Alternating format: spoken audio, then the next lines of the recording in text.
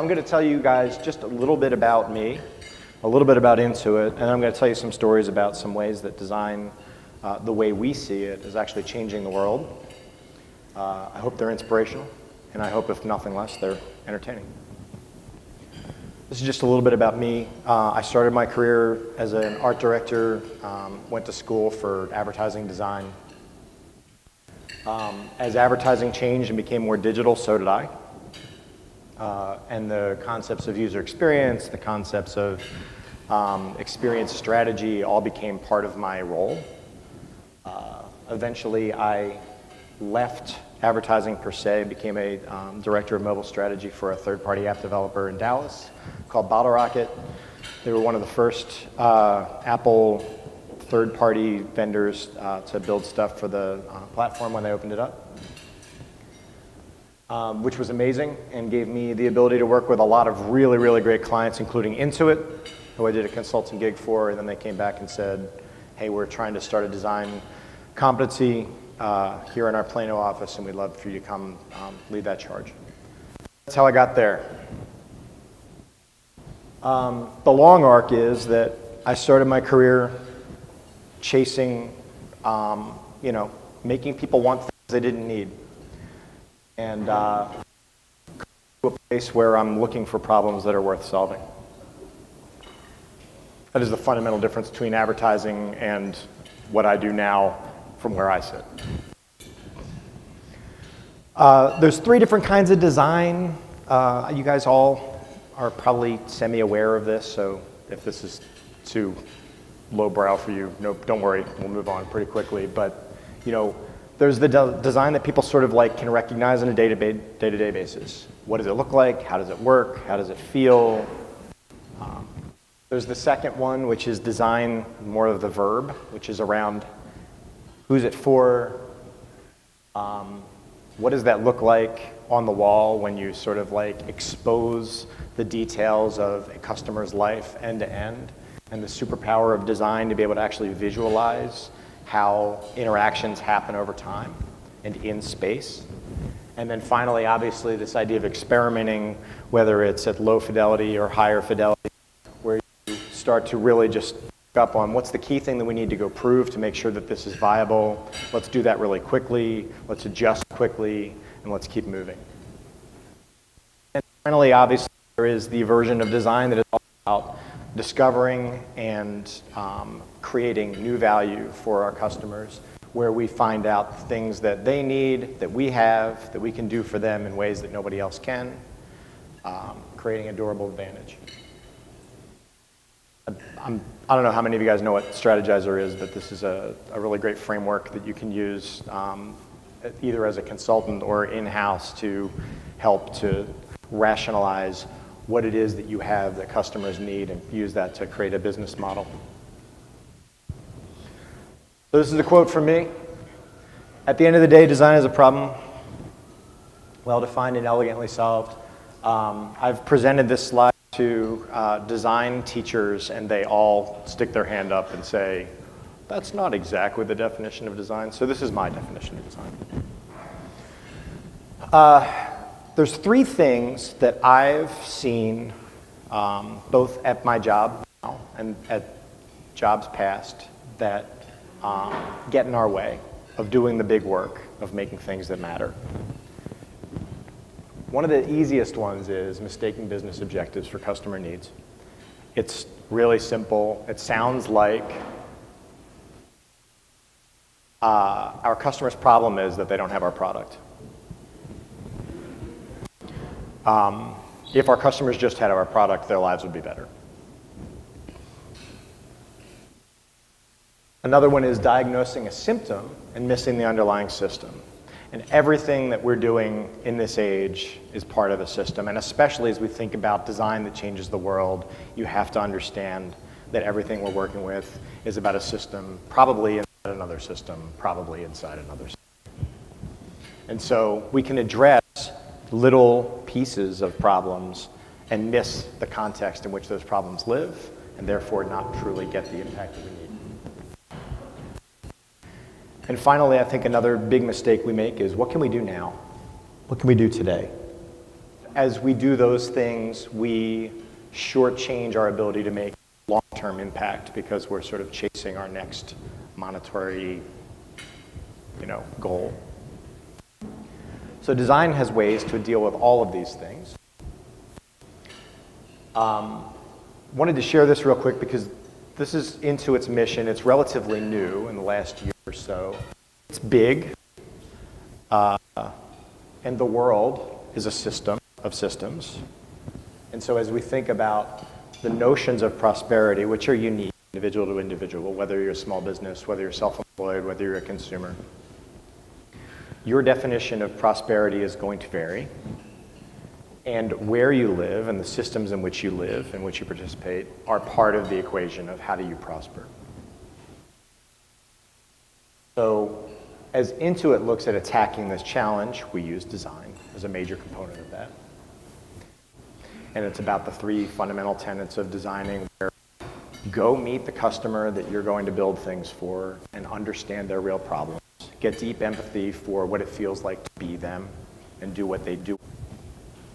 And then rapid experiments with customers, keeping customers in the mix as you go to make sure that you validate little pieces one at a time to get there. Design, got it? We all do that?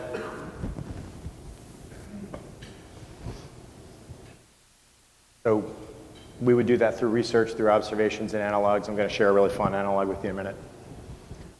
Synthesis, ideation, and filter, clarify our biggest opportunities, prototyping and experimenting to quickly test the most important assumptions. Then we also have a framework we call customer-driven innovation. This is what I talked about before, where you've got basically what is a big problem that remains unsolved for our customers. We can solve well, either on our own or with what we've enabled, and do so in a way that builds durable, competitive, hard-to-copy advantage. Success is here. This is our what. This is bad design, but it basically puts it all together for you in one place. So if that's our what, and this is our how, and our outcome is about identifying what is an ideal state. And the ideal state that we have three customer benefits that we want to deliver for our small businesses, for the self-employed, and for consumers. No work, complete confidence, and more money in your pocket. So whether you're a small business that's trying to get out from under the hassle of doing your and back to the passion that you have for the job that you got into business to do, or whether you're a consumer that just wants to be able to get a little more out of your tax return, that's how we do it. And then we have at the end here what we call our succession metrics, which is how we know when to move on from, okay, we find something small, we nail it well, we make sure that we've got customer love, we define metrics that will let us know that we are there. One of those metrics is it scaling on its own? Is word of mouth actually starting to propel this idea and make it bigger without us doing much about it? We fuel that fire with marketing, with advertising, with all those kind of things to scale that idea, and we reap the revenue on the back end. Another big problem that we have is, that businesses have, is they jump these metrics, and you start scaling or charging for things before you understand whether or not you're solving the right problem and whether or not your customers love the thing you've made. I wanted to tell you a couple cool stories about how this works in places other than Intuit. And the first one I wanted to take away for you guys is empathy is a thing you do. Empathy is not sitting at your desk and Googling who your client is and trying to figure out what's the next thing that we're going to make for this guy that I've just sort of done a bunch of quantitative research on. It's not a target, it's a person. You have to go meet them, you have to go feel what they feel. This is an empathy suit. This woman is learning what it feels like to be 90 and walk downstairs. She's got weights on her ankles, she's got restraints on her knees and on her elbows. She has goggles that impede her vision, she's got a cane there. She is learning what it feels like to be this person so that she can understand their problems, so that she can design things to solve those problems for them. There are some other great examples of how people are using this kind of empathy to better understand and better design for their customers. Here's a woman that's learning what it's like to climb into an SUV pregnant. Here's a woman that's learning what it's like to lift things off a heavy shelf when you've got the same kind of age restraints. They're electrocuting her. I don't know why, the woman. I think it's something about arthritis or something. This is a great example of how empathy leads to a different way to look at a problem in healthcare. IDEO did a bunch of research and realized that CAT scans are terrifying for 5-year-olds. And they said, what if we made this look like a boat? What if we made this an experience instead of something that you walk into a room and think that you were like being shot into space? Doctors that are trained in empathy and empathetic behavior have a measurable outcome rate that's different from people that aren't. So not only is empathy where you go to solve important problems, empathy literally makes solving problems happen. So these are 3 examples of 3 afflictions from the common cold to cancer, where a doctor who understands what their customers are going through, those patients do better. They thrive. They have a common cold that lasts not long, that's less severe. Obviously, there are things like in cancer where when you make a connection with a doctor or when a doctor makes a connection with a patient, they're likely to accept guidance and treatment, but reducing depression and improving their quality of life. These are big, important patient outcomes. And even with diabetes, this idea of reduced acute metabolic complications, that's real differences. And this is treating them the same, with the only difference being that they've been trained in empathy. They know how to communicate better with their customers because they know what their customers are going through. Pretty cool. So the second one is around go to broad and go narrow. And this is about using synthesis, ideation, and filtering to clarify your biggest opportunities. I want to tell you guys a story about a leap of faith assumption. This is a fact in Dallas County. Juvenile recidivism is 47%.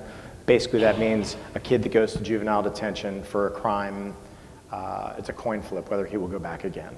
If he goes back again, 80 to 90% chance that he'll be in and out of the system for the rest of his life. Big problem. And recidivism is sort of a key to that problem.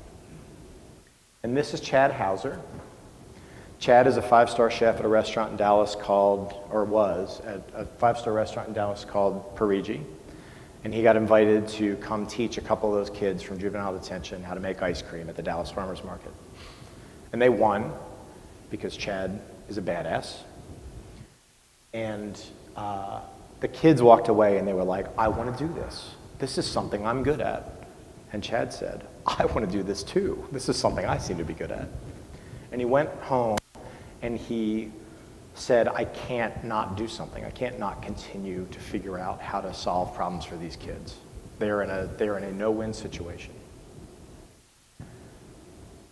So he did some research, and what he figured out was that this is a big problem, right? This is not just about giving kids jobs, because if you give kids jobs, but they don't get sleep, or they don't have a place to shower, or they don't have the rest of the life skills and mentorship and guidance that they need. A lot of these kids were coming from really, really messed up homes. They didn't have a support network to get them to work on time. And he realized that this was boiling the ocean. There's no way I can solve all this stuff. Okay, I am going to focus here, but I understand that this is part of a bigger system. So then he took that, the whole idea of the jobs thing, and he blew that back out and said, what are the assumptions that need to be true in order for me to really make this thing happen for these guys?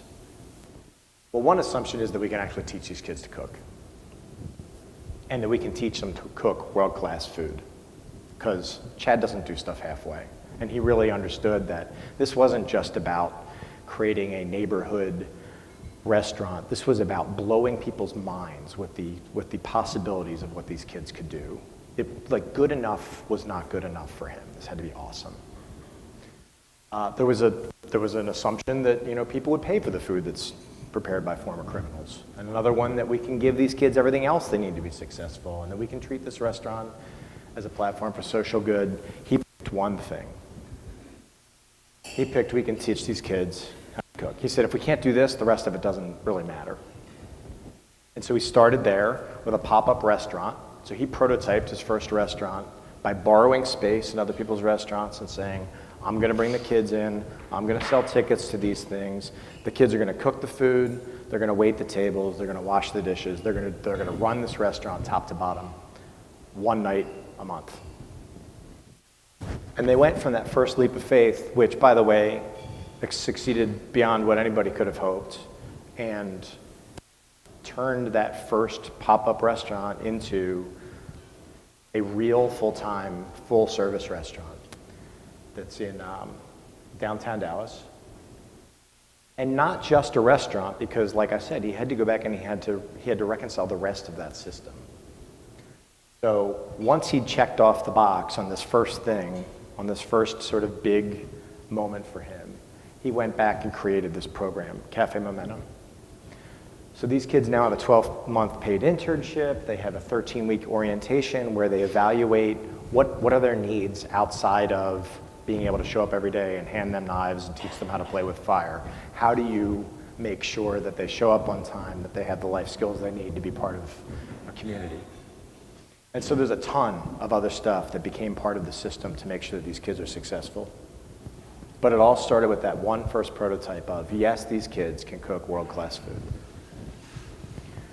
Now, the other thing that's cool is that of the 160 kids that have gone through the program, their recidivism rate is 11%. So these are real results, right? These are kids that have transformed, and not just because they can cook, but because somebody cares, and because somebody has put a full system in place to make sure that they succeed.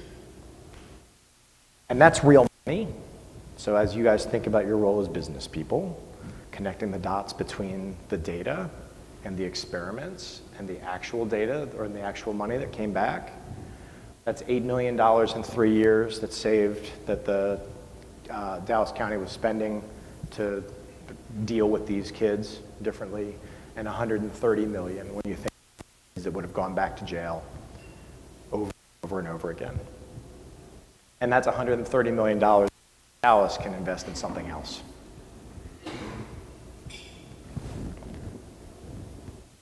So the last one I want to talk about is prototyping and experimenting to quickly test assumptions. And this is, the story here is around another company in Dallas called the Better Block. I don't know if you guys have heard of these, but they've been tackling the idea of urban renewal. And there are huge issues that cities have to deal with, things like poverty and homelessness. But livability is something that is really, really easy to address, except that there are all these systems in place that make it difficult. Ordinances, laws that have been set up over time, laws that have become outdated. But the process of fighting these laws one at a time and getting them through without the evidence is actually really difficult. So what they did was they created an open source media library of, here are things you can prototype on a typical city block to create walkability, to create retail environments, to create places for people to gather and intermingle and measure traffic patterns, that kind of stuff. And like this, which is not a great picture in this light, but these are like those little things that they put so that big chunks of trash don't end up in the sewer system. And then potted plants and some cones, and you create and paint yourself a walkway. Here's a patio made out of pallets. They got a permit, they painted a bike lane, created parking spaces. They basically throttled the traffic in this neighborhood to make cars go slower, to make people want to walk around the neighborhood, bring their bikes here. And every time they did this, they put something up that said, oh, by the way, this is breaking this ordinance. So these are things that would need to change in order for us to do this. And what's cool is 100% of the experiments that they ran where they did this kind of work had business revenue go up. Increases in retail sales. They managed to change ordinances 70% of the time because now they had the evidence. Now they had examples of, now people could feel it and they could see what it was going to look like. And keeping in mind, we're talking about hundreds of dollars worth of paint and flowers in buckets. And 63% of the changes that they proposed in these little prototypes became permanent in these city blocks. Again, great results. Design drives them with little simple prototypes. So these are sort of like three simple ways, as I talked about at the beginning, the three big challenges. These are three simple ways to look at how to solve those problems. One, use that empathy to uncover the real problems, the true needs of your customers. Don't trust that the thing that you're already making is necessarily going to solve somebody's problem. And in order to get that empathy, go there. Don't just do research at your desk. Understand the bigger system and start with your riskiest assumptions, but don't forget the system. But start small, but don't forget the system. And aim beyond what's possible. You know, that in that block example, none of that stuff was possible because of the existing rules that was a giant tangle of bureaucratic mess. All they had to do was go out and prove, but it would be better to change the tide and change people's mind on how to make progress there. That's all I got.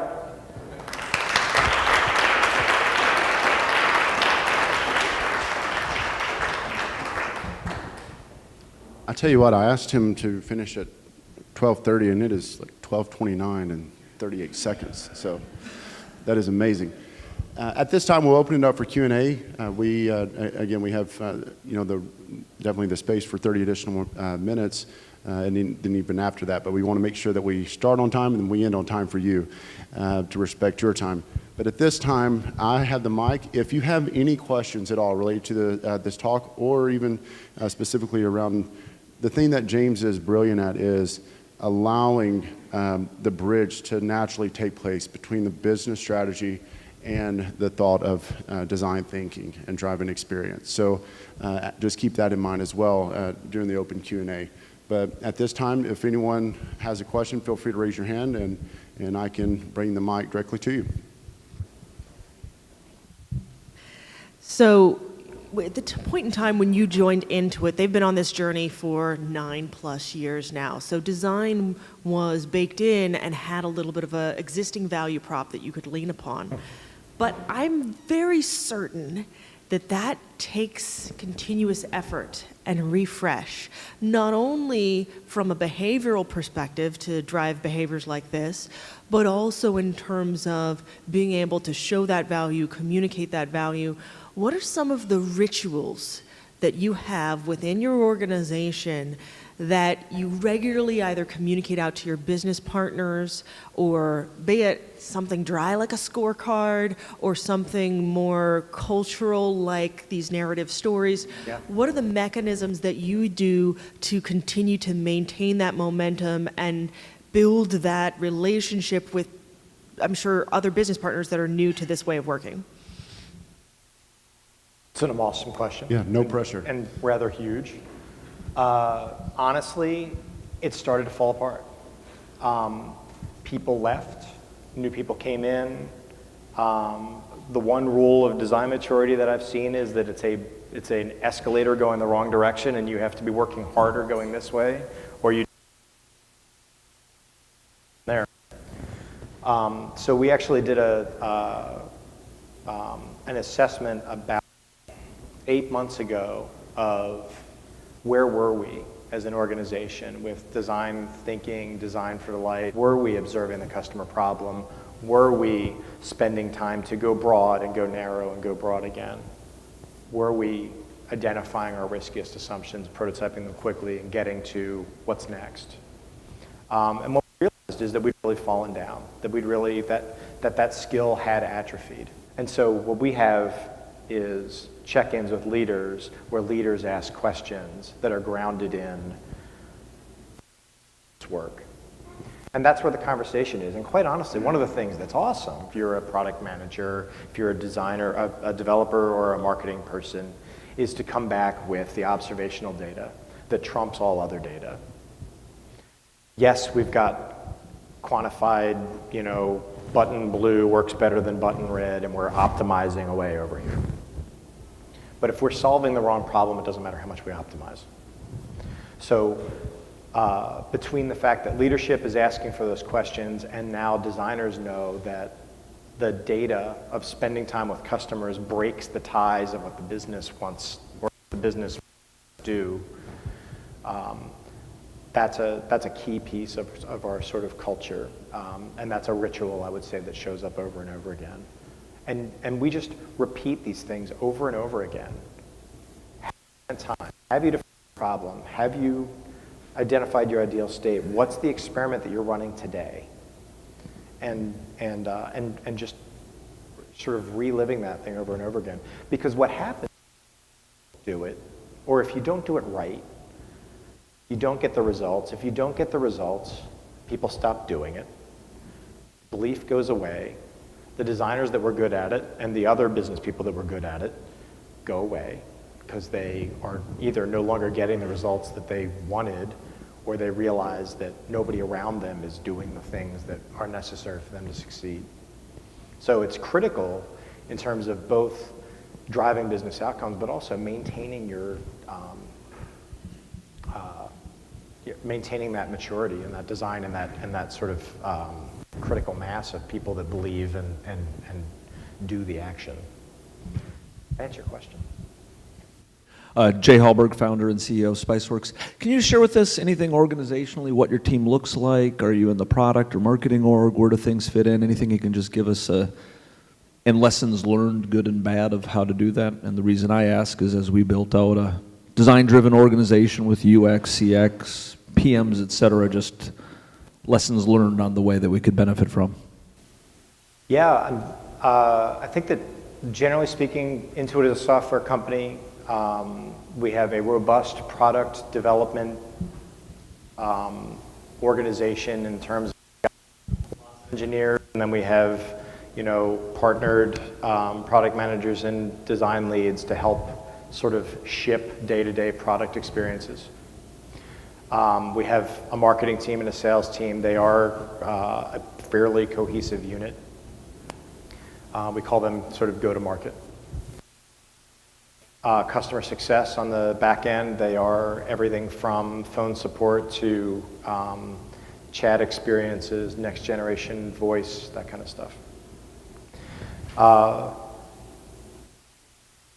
A additional thing that we do, and then we have leadership. It's broken up into specific business units that address specific sort of business outcomes, and those are broken up by and large by customers that we serve. So we've got a small business group.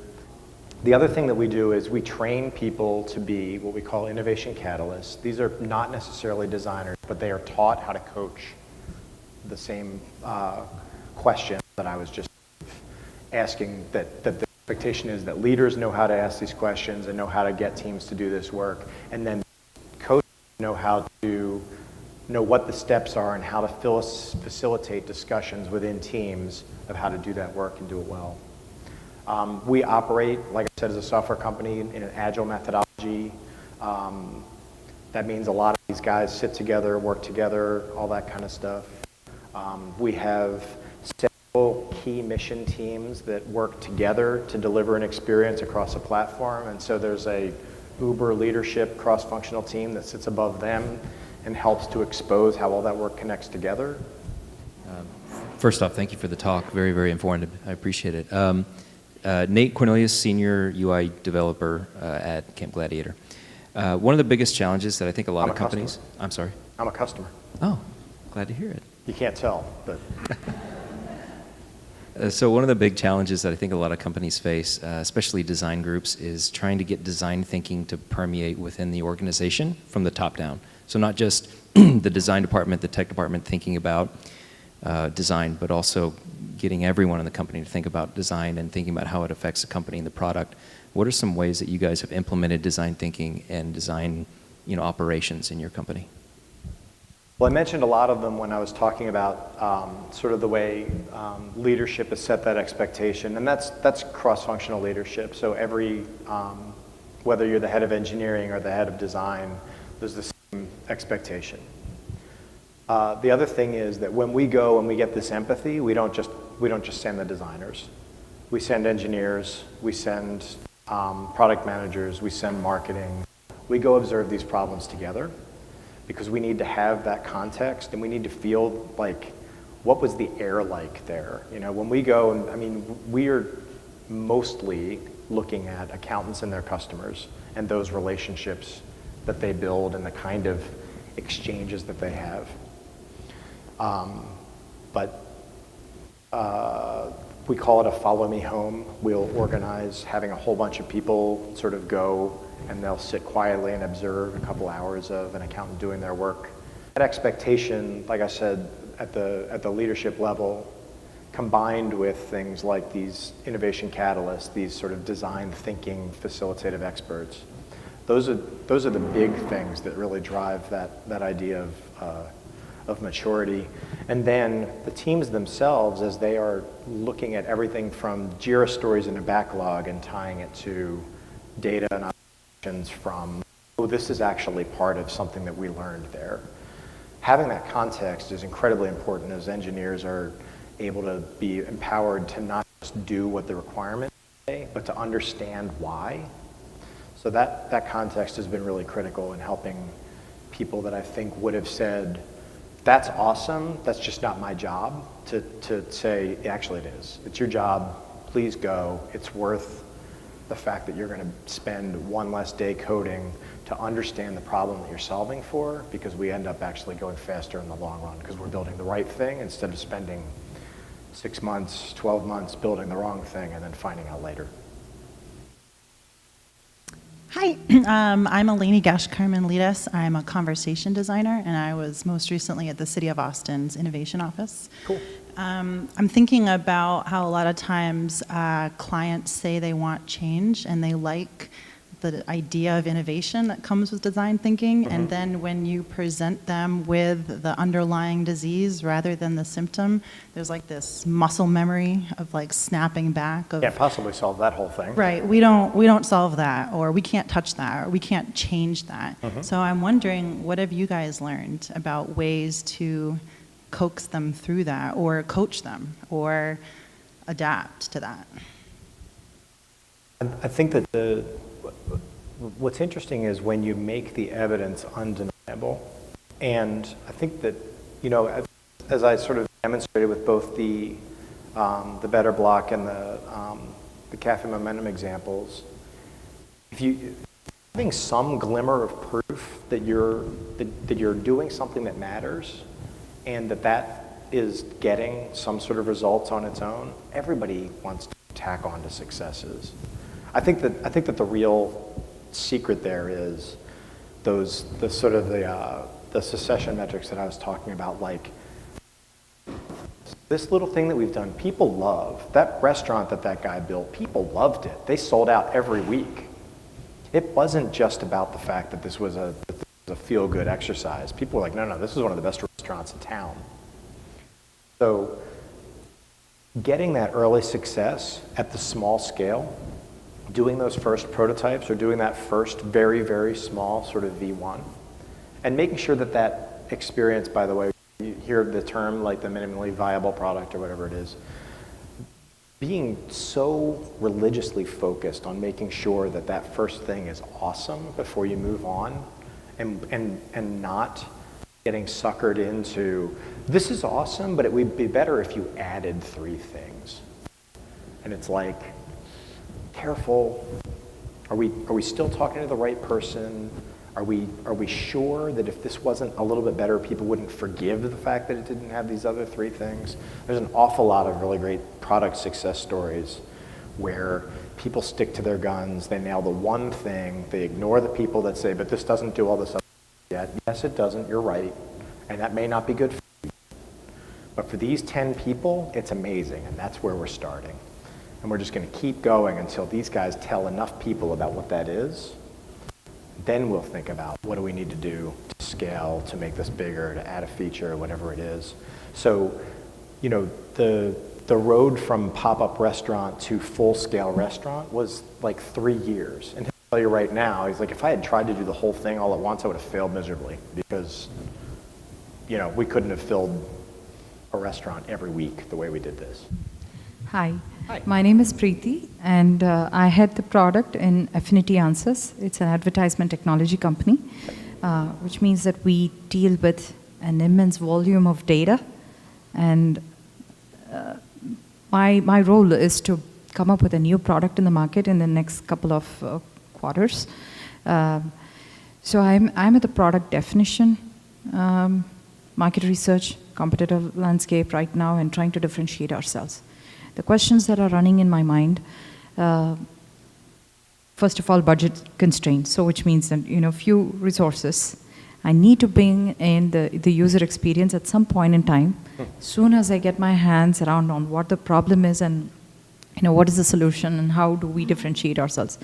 That's one. And the second is, perhaps I may not be able to hire somebody full-time and stay with us because it's all the initial period in which we need. So my question to you is, what is a good time to bring in either a resource or, you know, somebody else to help us with that? And, you know, to cultivate the design thinking, there has to be design thinking in here very clearly because it's a very boring product. Who wants to see a dashboard? Everybody sees a dashboard, the same charts, and like, what else can we do to make sure that the product becomes sticky for our target customers? Yeah. Yeah, it's a good question. Well, and you've got sort of like a full product sort of challenge there. And I think I do think that it comes down to being rigorous with your sequence, being relentless with your focus and your velocity here, that like you can't learn fast enough. You can't waste time wondering. You have to go find out like now. In terms of when to bring in the sort of user experience component of this, there's ways to bring it in immediately as part of your sort of like rapid testing. There's ways that you can use existing products in different ways or existing experiences and just be like, kind of like this. You could do stuff with paper. I mean, there's lots of different ways that you could sort of hack into what are the behaviors that I'm trying to drive, and do people understand the experience I'm trying to build? If you don't feel like that's in your skill set, I would say that part of your learning journey should probably include a designer that is comfortable working at that sort of lower fidelity, or sort of like, let's just make something work stage so that you can sort of test those things out. I do think that from an interaction design perspective, or sort of from like a UI design perspective, there's so much stuff out there that already works. Like, I would not spend time with what you're talking about, sweating like the very sort of nitty-gritty specifics, like Apple HIG is fine, right? Like, use something that exists now, like a design system of some kind, and just slap stuff in there to get something that functionally works and you can then iterate on in real time. And like I said, I think that everybody needs to own that design process. It can't just be, oh, we need to do design work, so we need to hire a designer. I mean, you'll need specialists that will help you to sweat the details on the pieces of the experience that are like only an expert could do that. But teaching yourself to go do some observational research, teaching yourself to draw a quick wireframe with a marker on pieces of paper and just, you know, puppeteering your way through some of these experiences one screen at a time. These are really easy things that we have non-designers do all the time, just to sort of get a sense of using it even just as a prop, just to have people talk about it instead of just waving their hands about ideas and getting specific. And they'll go, no, I wouldn't do that. Like, I would do this other thing. Like, why? So it just, even that low fidelity stuff, people people buy into that and will give you very, very important feedback as part of that early sort of problem learning stage.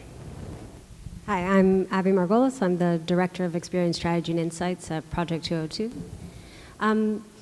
I guess I felt very much your first point about the mistake of, confusing your business objective for customer needs. And in fact, it's not even something I watch out for, it's something you just start to expect. Mm-hmm. And you talk through a process of where, well, it's about creating empathy and about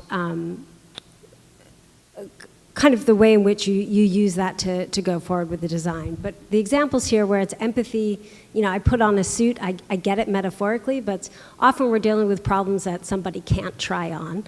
And we're also solutioning in a space like, even with the restaurant, that is building it from scratch. So we have these kind of ideal scenarios where I can literally feel the problem and I can design it from the beginning. Yeah. So I'm curious back to what you were saying, how things kind of, you seem to have lost the muscle memory at Intuit. Where did you begin to build that muscle again? Because I imagine it is those kinds of problems. I can't feel somebody's financial problem, for example. So, and they already have a lot of products out there that they have business objectives around that they might not want to change. So where do you, in that scenario, begin to demonstrate the impact and bring people along where, as you were saying, they snap back to muscle memory and they have an entire business organization built around that old memory? Yeah, it's a good question. I mean, I do think that we had sort of lulled ourselves into believing that our product metrics were a true north for us. Hey, people are using the product. Hey, people are using the product the way we expect to use them. And in fact, there's something really interesting about when you're right or when you appear to be right, you don't dig, right? Like you just kind of go, well, I'm right. And I'm right for all the reasons that I expected to be right. Everything I assumed was true. And there's a trap there, right? That you don't go, God, why am I right? So, and it was so funny that this is why going to somebody's office, I mean, we're talking about some pretty abstract stuff here when we're talking about accountants doing somebody's taxes. But you'd be watching them and they would be like, clicking around on the thing, and it's like doing what we expect them to do. And then they would like roll back from their chair and they go dig through something over here, and they go dig through something over here, and they build these little piles of things. What are you doing? I'm getting ready to work. What the hell is that? By the way, you're never going to capture any of this in the analytics of the product. This is all the work that he's doing that can't be done in the product. What are you doing? Oh, I'm doing this thing. That sounds like practice management. Yes, yes. I'm managing documents. I'm pulling documents out of one folder and piling them into another folder, and then I'm going to put those folders in a specific sequence of, I'm going to do this one first, and this one second, and this one third. You see like all this weird stuff you're going to see if you looked at the dashboard of all the metrics of the product. And people came back from these, they're like, oh my God, we were so wrong. And that's what you need. You need people to come back and say, we were wrong. Even, billions of revenue and subscriptions and more people coming into the funnel than falling out the bottom and all this other stuff. Like, we have a successful model. We're doing just fine. And then you go and you meet them and you're like, oh my God, we are not solving any of their problems. They are using this and struggling with this and talking to each other about how do they do this and how together stuff around the edges in ugly, dangerous like they're using really sensitive data and they're like taping it to their laptop and stuff like that so that it's like all available and you're just going, oh my God. We were never going to see any of that. You had to go. You had to go and see it. So that is the first step. The first step is go watch. And I'm sure that you can come up with a way to do that with just about anybody. And then the second piece of that is, we do these things, emotional analogs, where we'll go, what are they feeling right now? Oh, I'm feeling upset. Okay, let's look, what's something that would make us all feel upset? We want to go feel what it feels like for that guy to be upset. And then we'll like stage some sort of like a scenario where we have to sort of like, okay, yeah, that's what that was. and they're really visceral. One where we were talking about first use, and we did this whole thing about, we sent a guy and put him in one of those iFly skydiving, because their first use experience is hilarious. They sit you in a room and they go, these are the 10 hand signals we're going to use to communicate with you because it's hard to hear in there.